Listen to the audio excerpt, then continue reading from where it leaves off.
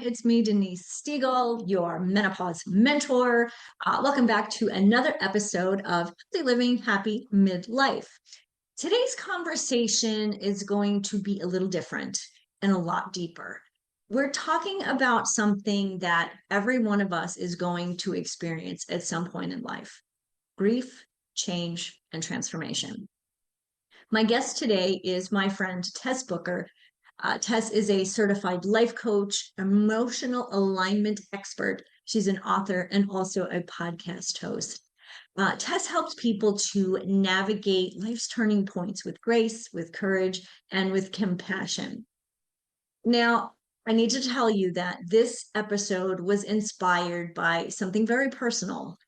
Um, just 2 weeks ago, I received one of those phone calls that we all dread. News that someone I have loved for over 40 years had passed away unexpectedly, tragically. And it made me realize something really important.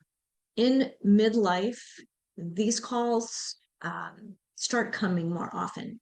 Parents, friends, mentors, people we thought would be there forever. So today, Tess and I are exploring how to navigate that grief, not just as women in midlife, but also as coaches, as caregivers, and as human beings. We'll talk about what it means to hold space for others while honoring our own emotions, how grief, when seen through a different lens, can actually be a pathway for growth and transformation. So if you've ever felt lost in grief or unsure how to support someone else who's hurting, this conversation speaks straight to your heart, my friend. It's about remembering that grief isn't the end. It's a process, a turning point, and yes, even an opportunity to rediscover what it means to live fully. So take a deep breath, find a quiet space, and join me and my friend Tess for a powerful and tender episode right here on this episode of Healthy Living Happy Midlife. Well, hello, everyone. I am so excited about this conversation today. Um, this is going to be a little bit of a different conversation for me and my guest. So I'd like to introduce you to my guest, Tess Booker, who is a certified life coach, podcast host, and author who helps navigate life's turning points. And turning points is exactly what we're talking about today. Tess is a mom, a wife, an author, as I mentioned, entrepreneur, and emotional alignment coach. I think this is important, with a heart for healing and a passion for purpose. So she is the founder of Inspired Living Coaching, where she provides a safe, empowering space to define what success means for you and lead you into taking bold steps to claim it. So, Tess, thank you so much for being with me here today and having this conversation. So I want to ask you a little bit about you and how you got to this place in your career as a coach.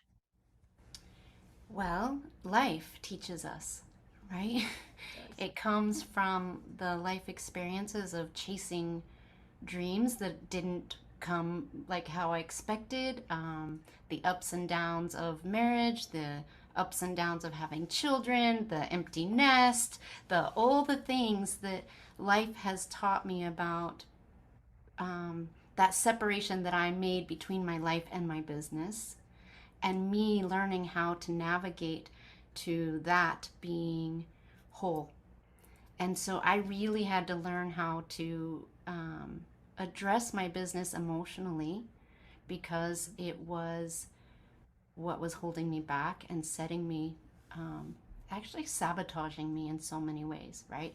And so when I started getting really clear on my alignments, who I wanted to be with, what was in my soulful journey, as well as my action and taking those bold actions and making those not so separated. They're more integrated.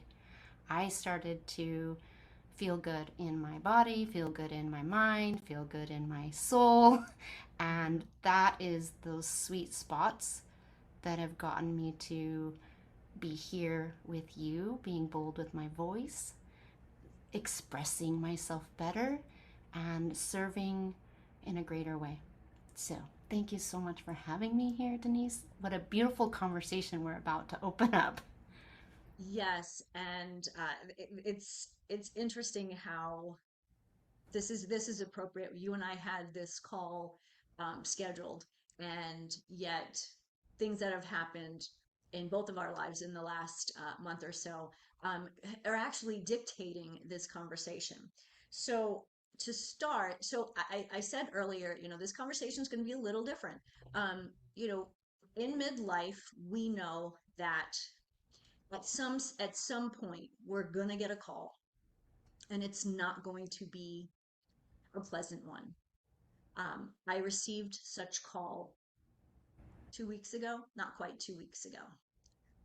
And uh, my girlfriend, who I've known for over 40 years, her young daughter called me to tell me that she was tragically killed on September 24th.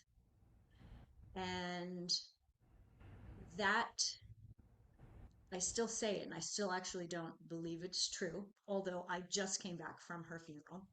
So these conversations or these phone calls are they're going to come, and I'd like to talk with Tess about how we manage them. How do we, as a person who is grieving, who's receiving those calls, but also from our perspective as coaches, how we can help our clients. So Tess, I'd like for you to kind of come in here and give me your thoughts. um, I'm your client and I just told you this. What is that first conversation that you and I have? What does that Well, look like? what I understand about the neurology that affects our actions and how we show up and how we respond to life Mhm, is that emotional impact creates change. mhm, And so when you get a call of somebody dying that you're not expecting, that's emotional impact.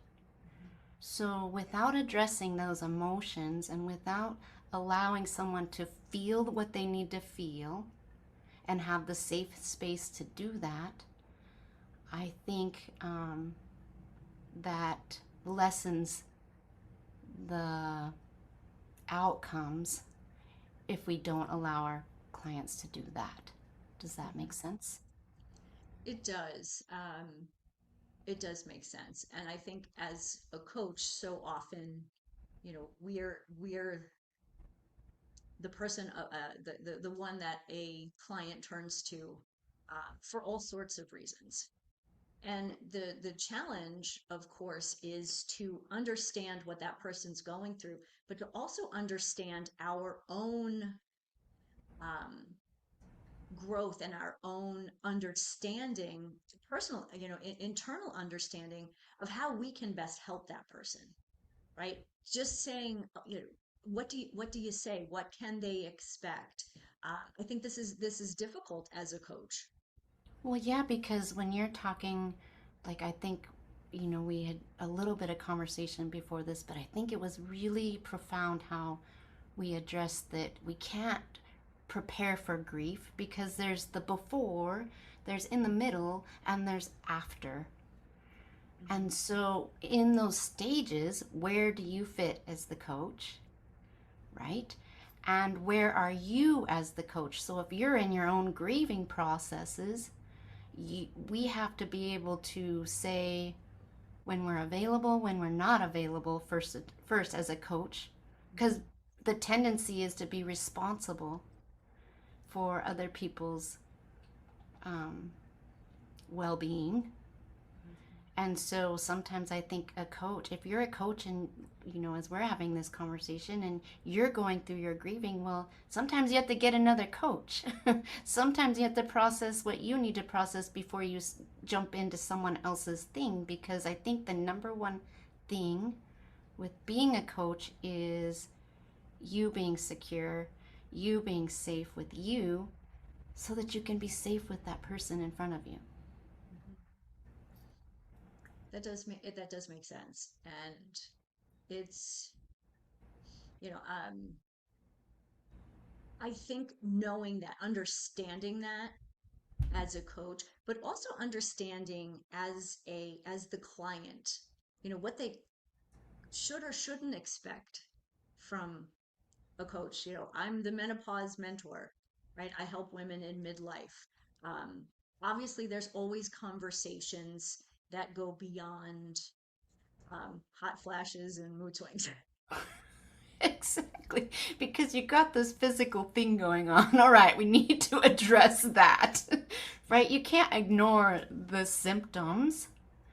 And I think when someone is coming to a coach, I really think I had to really I've gone through so many coaches being a coach. Hmm. And we do. Most coaches are being coached, right? True. And so what I found with the coaches that I identified with and the coaches that really I found cared more about me, um, that they cared more about me than their success in fixing me. Ooh, the fixing part. Yes, there's Right? always that. They cared more about where I was at, where if I could implement what they were asking, if my knowledge needed more knowledge, or if I needed to back out and just be in expressive mode, whatever I needed, and they if they were present to that, and it was Mhm. I knew that it was more important than them getting the results that they were looking for. That was the coaches that I wanted to be with. Right. Because as a coach, the result, each person comes to us in a different place and different space, right? Um,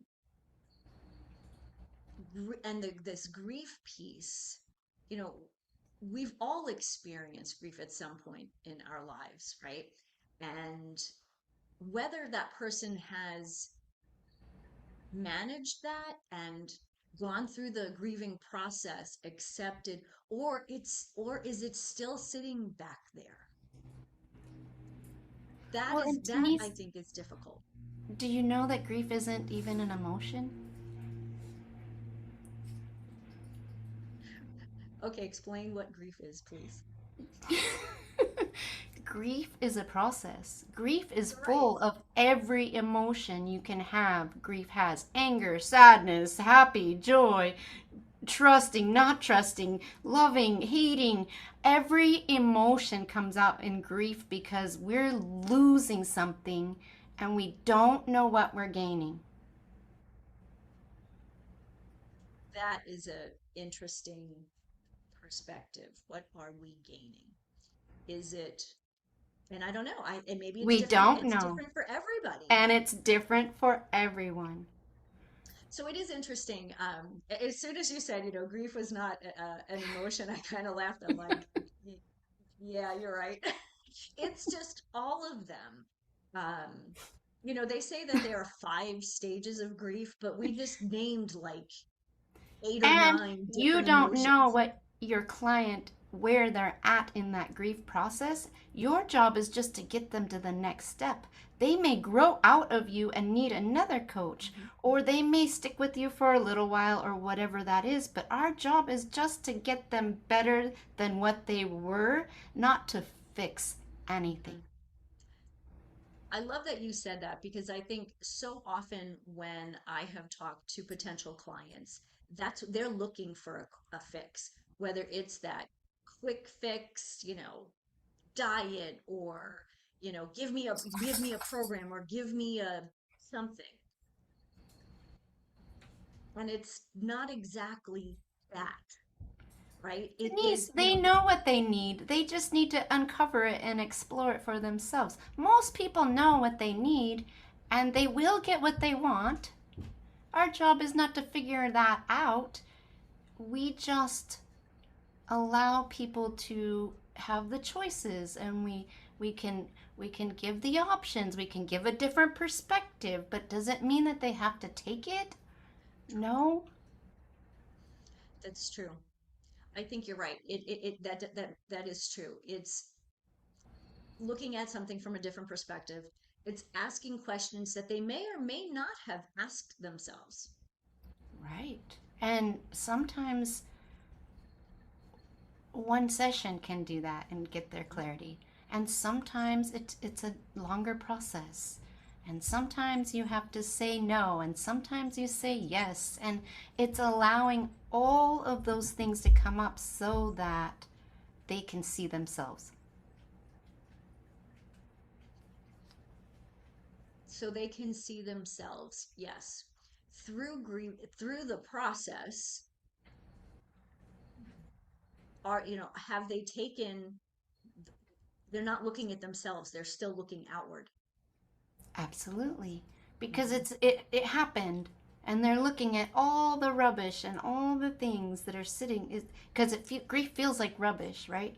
It feels like uh, rubbish, meaning it's just all these things that you can't do anything with quite yet. And it's out there and you're looking at it. So it is very external, and Hmm. that's the space where most people with grief, they just don't want to do it alone. We just don't I, want to be alone. yeah, I think it's important not to be alone in grief. Um, because then either you're you could go down just such a negative path and stay there, right? Losing It somebody is moves no hard, progress towards what could right? be better. Right. Or towards the acceptance piece, right? And And that's sometimes kind of, people, oh, sorry. no, no, go ahead. And sometimes people want to be left alone, and that's okay too. Hmm. Because if you're not alone, then you don't know what it is to have somebody with you, That's true. right? And so sometimes people have to know what it feels like to be alone to know that they even need to not be alone. And that's hard. That's It a hard is. one to really grasp because people people go, opposite sides, right? They can't, they want to be around people all the time, like they don't want to be left alone. And so then they're not really dealing with their emotions. Then you have a person on the opposite end that doesn't want anyone around, maybe. Um, and maybe they're wallowing, or maybe they're stuck in a negative emotion, the anger and the disbelief, which isn't healthy either, because I think they need, you need to move on to those more positive emotions, right? I mean, the end result maybe is acceptance and being able to move on. Yeah, and that sometimes can take a little more time, and people, and the problem being the coach, I think for me, when I was in a space of like their success meant my success, right? Mm. That Hmm. wasn't like helping anyone. So I've learned to not take it personal. I've learned to give people the space if people aren't showing up, right? They don't show up because they maybe there could be many things. It could be they don't feel safe, maybe they just need to be alone, maybe Hmm. they're in their own angst, but giving the client the space to do that and allowing that to happen is really important in the process because now I can have take off all the judgment around it. Hmm. And when you take off the judgment, then they're more apt to come back. They're more Hmm. apt to work through it. And if they don't work through it with you, they're maybe more apt to work through it with someone else because now you've taken out all the reasons why they shouldn't. Hmm. Should or shouldn't, right? Because Right. we do a lot of shoulding on people. Right. We do it to ourselves. We do it to ourselves mostly. So that's where that empathy has to come in for yourself, right? Hmm. And you make a good point in saying that, sometimes you're not the coach. And I know that for, clients, sometimes, yeah, I could help them, but am I the best fit for them? Probably not. And understanding that now as a coach, as opposed to when I first started coaching, because I wanted to help everybody, with everything, So right? how did you know that that wasn't, how did you know, Denise, when that you weren't their coach? What process did you go through to get to that? When, so the process for me, in the beginning, I was just so excited to help the world, to help anybody and everybody who wanted to work through things. And I realized at some point what, obviously, what my strengths were, what my scope of practice was. And if it didn't fit in my scope of practice, it was uncomfortable. It was difficult. The conversations were hard. It was like pulling teeth. And I kept thinking, coaching shouldn't be this hard. It was very emotional, draining. And I thought, this doesn't seem, I don't think this is the way it's supposed to be. So I worked with a different coach at this time. Um, and she was funny. She kept saying to me, you need to be more vulnerable. You need to be more vulnerable. And I'm like, what the heck? But in that, like, you know, I was thinking she meant like I needed to tell everyone like my whole life story and, all the things about me to be vulnerable. And looking back, I realized that I needed to be vulnerable to myself so I could understand, what I was good at, what my gift was. And once I understood that, uh, clients, saying yes or no to clients or having them say yes or no, it made sense. When a client, prospective person came and we chatted, I would say I knew 15 minutes into a conversation that it wasn't quite in alignment. Not that I couldn't help them, but it wasn't really what I was, my scope of genius, or not necessarily what they needed at that time. So at some point, yes, I could see working with, I have two people in my mind. I could see working with them, and one of them I actually have.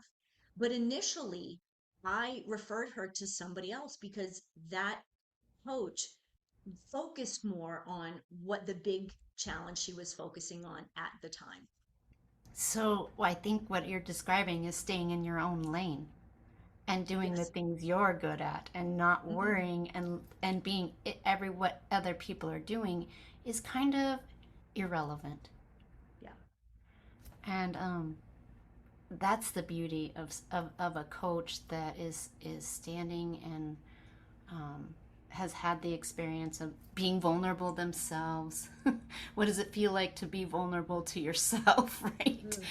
Oh my goodness. And coaches have Let's look drawn in that the out of mirror. me too. It's that, yeah, It's it's looking that in the looking in the mirror, mirror. addressing you, not pointing your fingers at Hmm. somebody else, right? Because they are those finger it's dealing with you first. Hmm.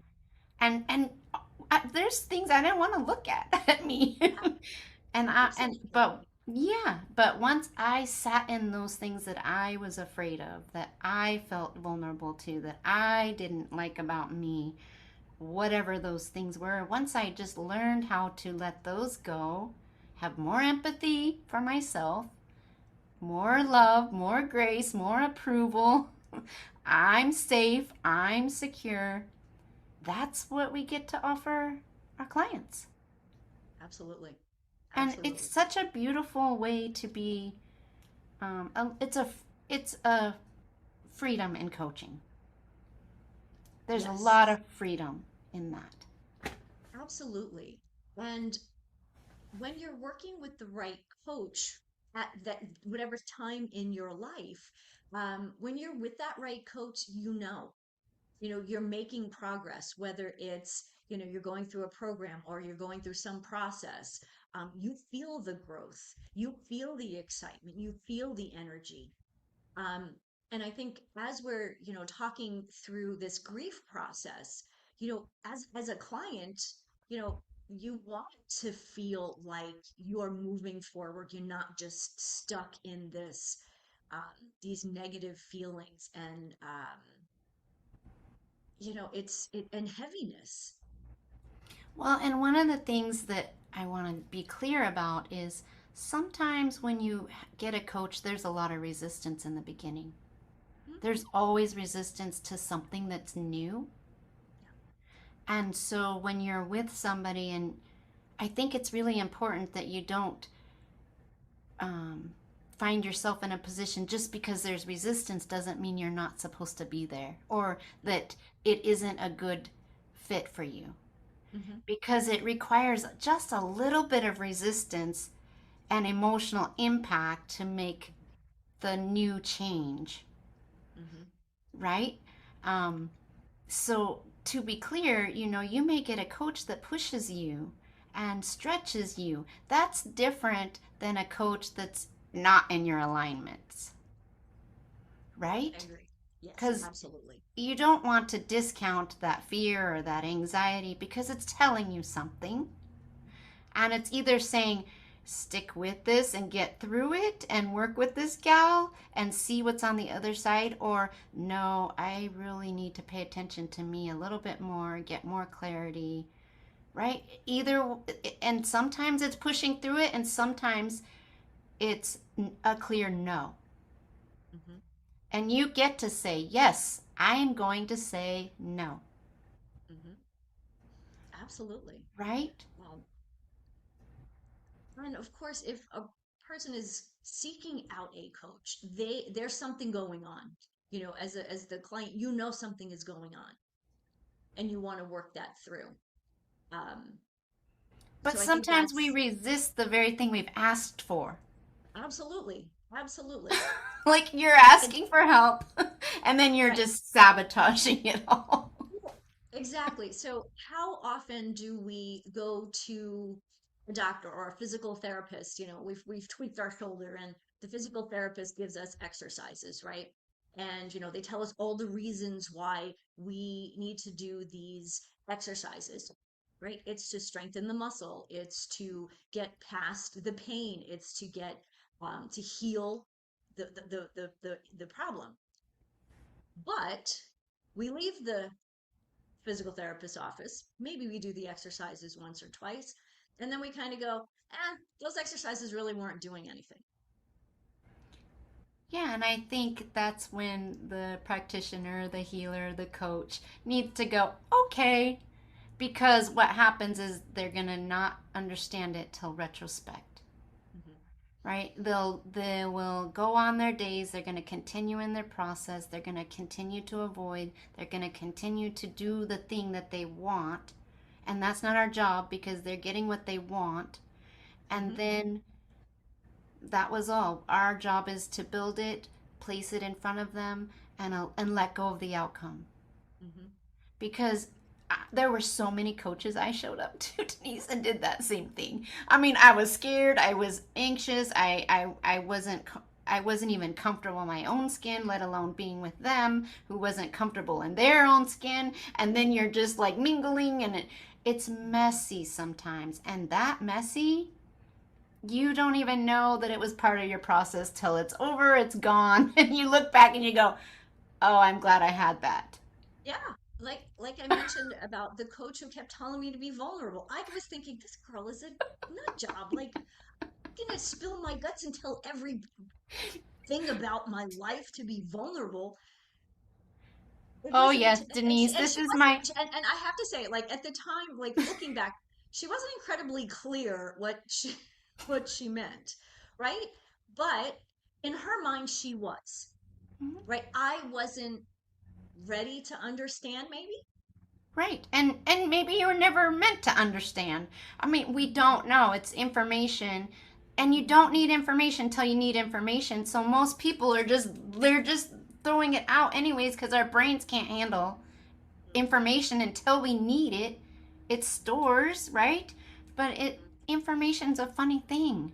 We can know so much and then not do anything. So, That's true. Hmm. right? And so as an emotional coach, Denise, I get that kickback all the time dealing with emotions. People don't like to deal with emotions. They honestly they hate it, or they suppress, or they ignore, or and there's a lot of value in it. But I could say that till I'm blue in the face. But until someone's ready to look at the anger, or look at the avoiding, or the procrastinating, or those ugly feelings they have, there's not, it's just in awareness. It Hmm. has to be in your awareness first, right? That's true. That's true. So, like, that's funny that you're like talking to the vulnerable, be more vulnerable. Nobody knows what that means. It means like roll over and let them kick me. Right. Like, Right? what does that mean to, You're like, really? I'm like, okay. And I kept thinking to myself, I paid for this, I paid for several months of coaching, and that's the only thing I ever remember her saying to me. And at And the it was time, important. at the time it wasn't. Right, At least I didn't realize that it was. right. It didn't mean anything to me at that time, Until right? it But needed to mean something. exactly, all these years later, Hmm. when I realized, oh, shoot, That's I not get what it. she was saying. That's not how that went. I mean, we Mhm. just like we get these ideas and we have to rewrite the story Yeah.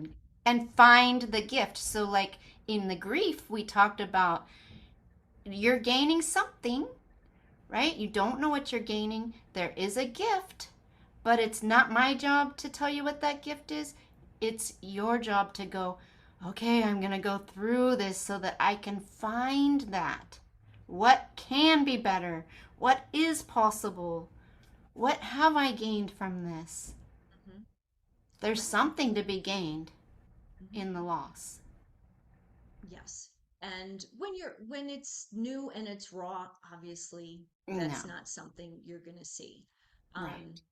but there is also there are opportunities that um, come because of this loss. Um, for example, with my friend's daughter, she and I have known each other for, since she was a little girl, and we've spent time together. Um, I said to her, I said, you know, I'm still here for you. Let's continue our relationship. Like, your mom would be happy that, we're supporting each other because we love each other. She's an amazing young woman. And so the opportunity here was, now I have a little bit more presence in her life and her in mine. That's an opportunity, but then again, that's a gift too. Right. And present, a gift, presence, gift. I mean, it's in my mind, I love words and playing on words. So it's like it presence is a gift. And to be clear about the grief, I have a lot of people in my life that I recently watched address grief so beautifully. Mhm. And it really made me question why some people fall apart and why some people never like get through it, and they live their whole lives just like in that loss. And then there's people that get through it really fast and really quick, and Yeah. they find the gift immediately and they can celebrate in the moment right then. And honestly, because I know that's a possibility for people to just go straight into the loss, into the celebration pieces of it, it gives me hope that we can do it Hmm. because I have evidence of people doing that. It's our job to look at somebody and allow them to show us, and that's what it is. We get to show it by being it. Right. And we all want to have hope. We never want to, as soon as we lose hope in life and love and humanity, what's the point of going on, right? That you're That's a not very good living question. anymore. You're just surviving. And then we go into the automatic and the Mhm.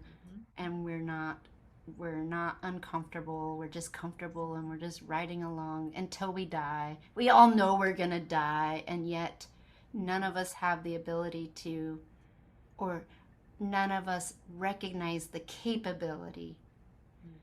to see death different, because we've been programmed that that's the end. This, they're gone, so now I got to deal with this. I'm alone. Like all those things that come up. Natural human. Mm-hmm. But when is the point where we can tap into that divine, that it is enough? We are gaining. There is life in this somewhere, Mm-hmm. because it's life and death. Mm-hmm. And yes, and it is part. It's that whole circle, it is part of it. And life is beautiful. And there is sadness in death because at some point, yes, there's some closure. But even there, when you think, celebrating someone in a way because of their life, not focusing on well, they're not here anymore. But they did all of these amazing things when they were here. They helped others. They bore a most beautiful daughter. They had worked at a hospital and were always supporting patients or whatever it may be, right? All of those beautiful things. That's that's what life is. And I think I'm it's sure. honoring you and being sad that they're gone, but honoring them that they're not gone, because they left all those pieces, Hmm. right? Exactly. It's not like somebody goes and you forget about them. They're still in your heart. And Now. it's honor, right? It's like this Hmm. awe of you and them, Hmm. because you are now part of them and they're part of you. And how does that separate? You're always going to be a mom. You have a daughter. You're not going to not be a mom anymore, or a grandma, or a friend, or whatever that relationship you had. How do you separate that? Yeah, you're right. Why separate it? And why separate it? But Yeah. we like to separate because we have a mind, and we have a body, and we have a spirit, and it's fragmented. And when it gets fragmented, we're not clear, we're in confusion, we're frustrated, we're ashamed, we're guilty. That's when you're just not living the best life. Hmm. And of course, the person who's no longer physically here, they would want you to, I mean, move on, continue with life. Like instead of just, you know, yes, it's a change. I mean, yes, life is change, Yeah, that's right? the Most point. of We're our losing, we're clients gaining. come to us because they want change, as much as they'll fight about it. But that's what they want. They want change. And that's this is just another example of change uh, in life and how it can still grow. Life can still grow. It does grow. I mean, a seed dies, it goes back in the ground, Mhm. and it comes back up again as a different plant, but it's Right. the same seed, and everything is connected like this circle of life. And I started thinking about, losing my father-in-law was really kind of a bittersweet, but when I started to see him as he died how he wanted to, Mm. he it wasn't how I wanted him to. That wasn't how we wanted him to leave this earth, but he Sure. died how he wanted to. And it gave me this concept that maybe he's not contained to gravity anymore, not contained to these earthly laws. He's everywhere and available. And I don't know where he went or where he's at, but he has everything available. That's interesting. That's an interesting thing that you just said. It made me think of transformation, right? Change, transformation. Think of Yeah. a piece of ice, right? piece of ice. It's hard, it's cold, it's solid. Warm it up, and now you have water, Water. right? Different form, still the Same same thing, thing. just a different form. Heat that water up even more, and now you have vapor. Can't see vapor, but Mm-mm. it's still there. But We it's know still it's there. there. It's, And yeah. so thank you for making me think that, reminding me of that. Because we're saying the word change, and then when the word transformation came to my brain, that It's still water in that transformation. You're not going to, the properties have not changed. right. It's how it shows up. Mm-hmm. Mm-hmm. And that's And comforting. what if my father-in-law, he was in a lot of pain, there was a lot of suffering, there was a lot of grief that he wasn't processing, and I understood all these things in his life. When I recognized that there's none of that for him, it actually made me happy. Yeah. Yeah. Interesting, right? Because I Very. had to process that as, Sure. yeah, and went through that. But when I got perspective of that Mm-hmm. transformation, that nothing really changed. Mm-hmm. That's interesting, right? The properties are still the same. It just Right. appears different, looks Mhm. different, and Right. is different.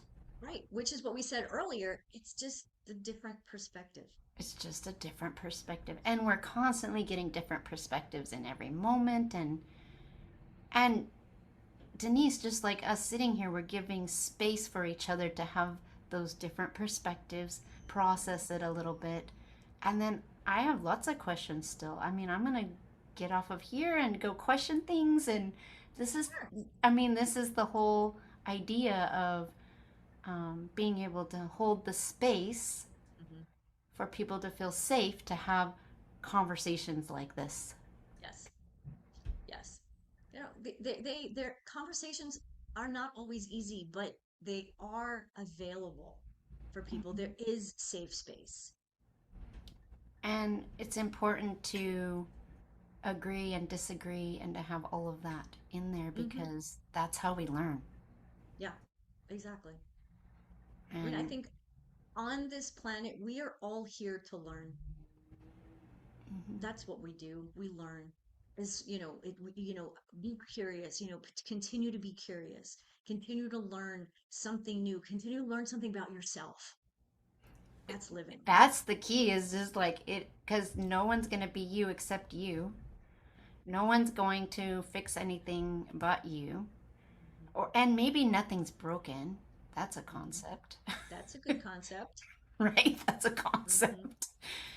But it's finding those congruencies of your body, your mind, your spirit that actually brings the peace that passes all that Hmm. understanding. Right. I love this conversation. Thank you so much for this. We're at closing at this stage, but I think we're at a good place here. Yeah, I agree. And thank you so much. Tess, how can our listeners find you? Because I know people are listening and they're going, yeah, yeah, Denise, the menopause lady. I need to talk to that Tess lady. Where's that Tess? And How do I my find that my Tess clients lady? are going, yeah, I need to talk to that Denise lady too. Like, So hello, hot flashes. yes, hot flashes because we're in this middle age. Like, what is going on with our body? Right? And I Yeah, love that. always That's something what new. I love this cohesive space that Hmm. you're giving me opportunity to be with you. Hmm. Thank you. And you can find me at tessbooker.com. That's basically Thank where you you'll for find me. making that so easy for people to find you, Tess. So everyone, tessbooker.com. That will be in the show notes. Um, any last thoughts, Tess, before we sign off? Beautiful. There you go. Beautiful. I love it. Thank you so much. This was a Yes. lovely conversation, and I think one that so many people really needed to hear, whether they need it today, tomorrow, or next week. This is available for people to understand, you know, change and grief and transformation. That is life. Yeah. Thank you, Denise. Thanks everyone for listening to us today. We will be here again next Wednesday, 12 p.m. Pacific time. Till then, I leave you with this: healthy living, happy midlife. Thank you for joining me for another episode of Healthy Living, Happy Midlife. My hope is that today's conversation left you inspired, encouraged, and ready to take the next step toward creating a vibrant, fulfilling life that you deserve. Remember, you don't have to settle for fatigue, brain fog, or frustration. Midlife is not the end of your story, it's the doorway to your next best chapter. And I'm here to help you walk through it with energy, with confidence, and with joy. So if you're ready to take this journey further, I invite you to schedule a free strategy call with me. The link is in the show notes. And together we'll design a plan that works for you at this time in your life, for your body. So be sure to subscribe, rate, and review the show on your favorite podcast platform. Catch the video version on YouTube so you never miss another episode. Share it with a friend who needs to hear that midlife can truly be the most powerful season of her life. Until next time, I'm Denise Stegall, reminding you that healthy living, happy midlife is just possible. It's yours for the